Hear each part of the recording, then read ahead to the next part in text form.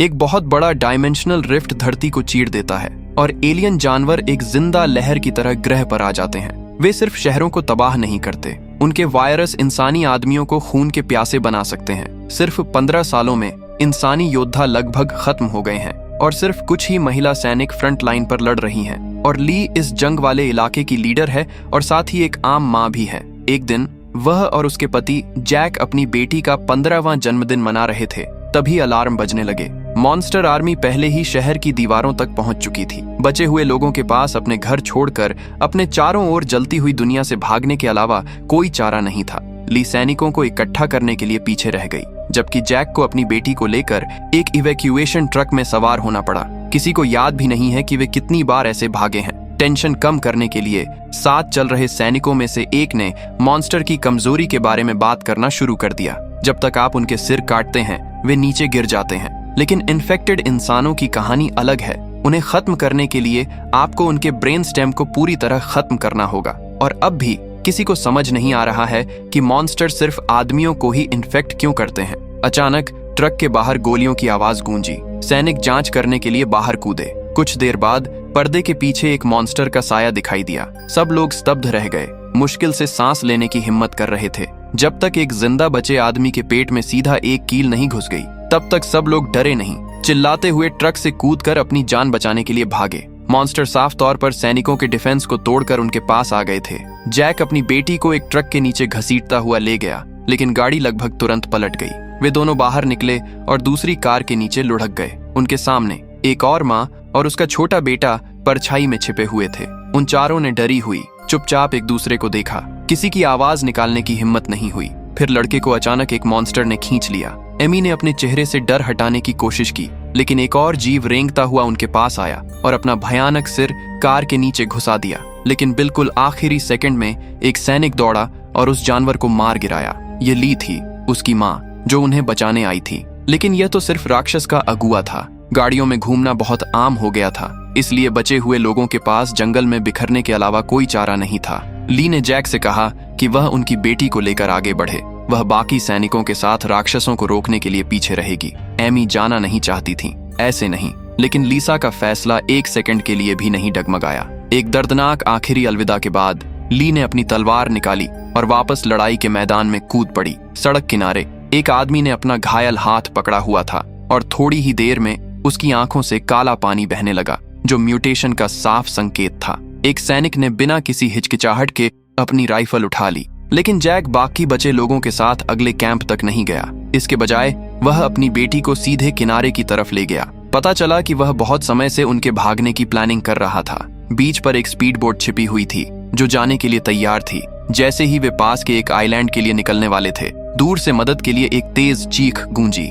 Amy को लगा कि वे नाव पर 2 और लोगों को रख सकते हैं, लेकिन जैक को बेहतर पता था, दया करने से दुनिया में मौत हो जाती है। इससे पहले कि वह और बहस कर पाता, वह परेशान आदमी हाथ में बंदूक लिए लड़खड़ाता हुआ उनकी तरफ आया और पिता और बेटी को धमकी दी कि वह उसे अपने साथ ले जाए। जैक ने उस आदमी की पीठ पर घाव देखा। उसे पक्का इन्फेक्शन था। वह इस आदमी को नाव पर बिल्कुल नहीं चढ़ने देगा। इसीलिए जैक ने झूठ बोला, कहा कि नाव के लिए फ्यूल आगे सड़क पर रखा है। वह आदमी सावधानी से पीछे पीछे आया, अपना हथियार जैक पर तान कर। तभी जैक धीरे से मुड़ा और अपनी जेब में छिपा चाकू निकाला। बीच पर वापस आकर एमी ने अपनी नजरें उस रास्ते पर गड़ाए रखीं, जब तक कि उसने आखिरकार अपने पिता को हाथ में पिस्तौल लिए लौटते नहीं देखा। उसने कहा कि वह आदमी बस भाग गया, कोई और उसे तुरंत बुला लेता, लेकिन एमी ने बिना किसी सवाल के उस पर यकीन कर लिया। पिता और बेटी ने मिलकर नाव को पानी में धकेला और सबसे पास के सुनसान आइलैंड की तरफ तेजी से बढ़े। पलक झपकते ही पूरा 1 साल बीत गया। हर दिन एमी चट्टान पर बैठकर दूर समुद्र के उस पार किनारे को देखती रहती, जहां लगभग रोज धमाके और गोलीबारी होती थी। उसे कोई अंदाजा नहीं था कि उसकी माँ कब वापस आएगी या आएगी भी या नहीं। इस बीच जैक ने पूरे बीच पर लैंडमाइन बिछा दी थी, कुछ तो मॉन्स्टर्स को बाहर रखने के लिए और कुछ तो खतरनाक इंसानों को अपने आइलैंड पर कदम रखने से रोकने के लिए। अपनी दूरबीन से एमी ने दूर किनारे पर घूमते हुए एक मॉन्स्टर को देखा। जैक ने उसे यकीन दिलाया कि उन जीवों की पहुंच इतनी नहीं है कि वे अपने आइलैंड पर किसी को भी देख सकें, लेकिन उनके दिमाग एक दूसरे को तुरंत जानकारी भेज सकते हैं। एमी ये पूछे बिना नहीं रह सकी कि उसके पिता को इतना सब कैसे पता था। जैक की आंखें गहरी हो गईं। पता चला कि उन्होंने इन चीजों से फ्रंट लाइन पर लड़ते हुए 5 मुश्किल साल। उसे पता था कि एक दिन वह उसकी रक्षा करने के लिए वहां नहीं होगा, इसलिए आइलैंड पर अपने पूरे समय के दौरान उसने कभी भी उसकी ट्रेनिंग में डील नहीं दी। किसी को नहीं पता था कि यह तबाही कब तक चलेगी। अगर एमी को जिंदा रहना था तो उसे अपनी रक्षा करना सीखना था। एक दिन चट्टान के किनारे अपनी रोज की ट्रिप पर उसने नीचे बीच पर एक परछाई देखी। अपने आप उसने उन्हें आवाज दी, फिर जम गई। उसे अपने पिता द्वारा लगाई गई लैंडमाइन याद आ गई। वह उन्हें रुकने के लिए चिल्लाई और लड़की खतरे में पड़ने से कुछ इंच पहले ही रुक गई। शायद गिल्ट की वजह से एमी उस अजनबी को अपनी छिपी हुई गुफा में ले आई, वह सीक्रेट जगह जिसके बारे में उसने अपने पिता को कभी नहीं बताया था। लड़की के माथे पर एक घाव था, लेकिन एमी ने इस पर ज्यादा ध्यान नहीं दिया। आखिर मॉन्स्टर सिर्फ आदमियों को ही इन्फेक्ट करता है ना? जब एमी ने पूछा कि क्या हुआ तो लड़की ने अपनी कहानी सुनाई। वह और उसके पिता आइलैंड पर अपनी दादी से मिलने जा रहे थे। तभी एक मॉन्स्टर अचानक पानी से निकला और उन पर हमला कर दिया। एमी हैरान रह गई। अब वे जीव तैर सकते थे। कौन जानता था कि वे आगे क्या बनेंगे। वह लड़की के लिए कुछ खाना लेने घर गई, लेकिन आधे रास्ते में किसी ने उसका नाम पुकारा। वह मुड़ी और स्तब्ध रह गई। वह उसकी माँ थी। 1 साल से ज्यादा समय के बाद, लेकिन इससे पहले कि एमी खुशी को समझ पाती, ली ने अचानक उसे भागने के लिए चिल्लाया और उसकी आंखों से काला पानी बहने लगा। उसकी माँ को इन्फेक्शन हो गया था। एमी ने डर के मारे चीख मारी और गुफा के अंदर झटके से जाग गई। ये सब एक बुरा सपना था। घबराकर वह घर भागी। जब जैक ने पूछा कि वह कहाँ थी तो उसने झूठ बोला और कहा कि वह जंगल में सो गई थी, अभी भी हिली हुई। उसने अपने पिता से पूछा कि आदमी हमेशा म्यूटेट क्यों होते हैं जबकि लड़कियां इम्यून लगती हैं। जैक ने आह भरी और अपना सिर हिलाया। इस दुनिया में कुछ भी पक्का नहीं है। उसे याद आया कि ली ने कहा था कि कुछ औरतें इन्फेक्टेड हो गई थीं, बस बहुत कम चांस था। एमी हिचकिचाई। वह इस सोच से बहुत देर तक जूझती रही, लेकिन आखिरकार लड़की के लिए कुछ खाना लाने का फैसला किया। उसने घर पर बचे हुए आखिरी कुछ डिब्बे उठा लिए। दोनों ने गुफा के अंदर खूब मजे किए। उन्हें बिल्कुल पता नहीं था कि जैक ने कई दिनों से ठीक से खाना नहीं खाया था। वह घास फूस और पेड़ की छाल खाकर गुजारा कर रहा था। आइलैंड की खराब मिट्टी की वजह से वे जो भी बोते थे वह कभी ठीक से नहीं उगता था, इसलिए जैक हमेशा बचा हुआ डिब्बा बंद खाना अपनी बेटी के लिए बचा लेता था। उस दोपहर पिता और बेटी अपनी रोज की ट्रेनिंग के लिए बाहर गए। एमी जोश में थी, हर टारगेट पर निशाना लगा रही थी, हर ड्रिल में माहिर थी। जैक को इससे ज्यादा गर्व नहीं हो सकता था और उसने खुद उसके साथ स्पैरिंग करने की जिद की। लेकिन जब एमी उसे गिनने के लिए एक पेड़ के पीछे खिसकी तो उसने जैक को जमीन पर गिरा हुआ पाया। वह मुश्किल से उसे घसीटकर घर ले आई। तभी उसे सच्चाई का पता चला। उसके पिता भूख से बेहोश हो गए थे। उनका सामान बहुत पहले खत्म हो गया था। एमी के लिए इंतजार करना धीरे धीरे मरने से बेहतर नहीं था। उसने कहा कि उन्हें मेनलैंड लौट जाना चाहिए और उसकी माँ के साथ लड़ना चाहिए। आखिर उसे विश्वास था कि वह काफी मजबूत है, लेकिन जैक ने जिद करके अपना सिर हिला दिया।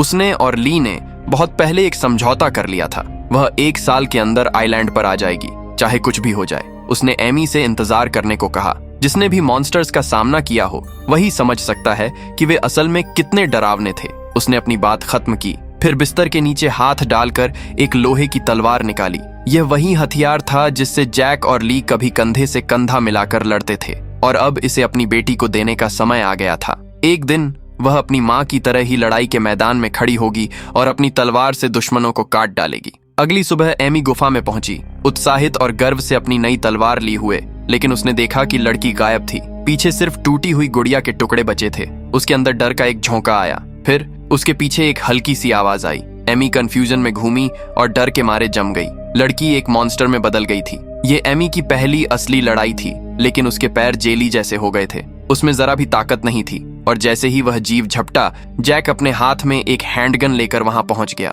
उसने इन्फेक्टेड लड़की को नीचे उतारा, लेकिन उसके चेहरे पर जरा भी राहत नहीं थी, क्योंकि मॉन्स्टर्स का एक साइकिक लिंक था। अगर उनमें से कोई इस जगह को देख लेता तो दूसरे भी जल्द ही झुंड में आ जाते, और जैसे दुनिया उसके सबसे बुरे डर को पक्का करना चाहती हो, समुद्र में लहरें उठने लगीं।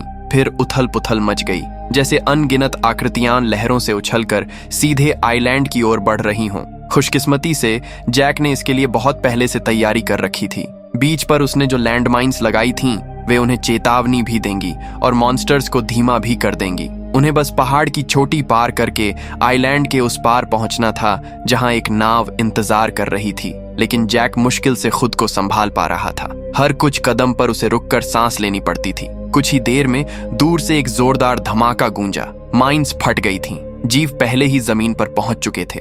दर्द सहते हुए जैक ने जोर दिया। एमी आगे बढ़ी। जब वे एक पतले लकड़ी के पुल पर पहुंचे तो उसने अपनी बेटी से पहले जाने को कहा। ये बेसिक ट्रेनिंग का सामान था जिसकी उसने अनगिनत बार प्रैक्टिस की थी। एमी के लिए ये कुछ भी नहीं था, लेकिन जब जैक की बारी आई तो एक इन्फेक्टेड ने अचानक पीछे से उसे पकड़ लिया। एमी दौड़कर वापस आई, अपनी तलवार निकाली और उस जीव का सिर काट दिया। लेकिन उसे यह देखकर हैरानी हुई कि वह राक्षस तब तक चलता रहा जब तक जैक नीचे नहीं गिरा और उसके ब्रेन स्टेम को कुचल दिया, जिससे आखिरकार उसकी जान चली गई। पुल पार करने के बाद दोनों जंगल में और अंदर चले गए। तभी घनी झाड़ियों से एक और इन्फेक्टेड निकला। जैक पूरी तरह से थककर जमीन पर गिर गया। अब उसमें लड़ने की ताकत नहीं थी। यह एमी पर निर्भर था और लड़की ने निराश नहीं किया। उसकी तलवार उसके हाथों में घूमी एक सुंदर संदूक में बदल गई, इससे पहले कि उसने उस जीव का सिर बड़े करीने से काट दिया। जैक को लगा कि ये दोनों इन्फेक्टेड शायद गुफा वाली लड़की का परिवार थे और उनका समय खत्म हो रहा था।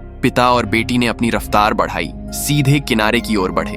दूर जाकर उन्हें वही मोटर बोट दिखी जिसमें वे आए थे। जैक ने एमी से कहा कि उसे बस रस्सी काटकर नाव को पानी में धकेलना है। वह उसे कुछ समय देने के लिए रुक जाएगा, लेकिन लड़की ने साफ मना कर दिया। वह अपने पिता को अकेला नहीं छोड़ सकती थी। जैक ने अपनी शर्ट पीछे खींची और उसे अपने कंधे पर काटने का घाव दिखाया। वह उसके साथ इतना ही कर सकता था।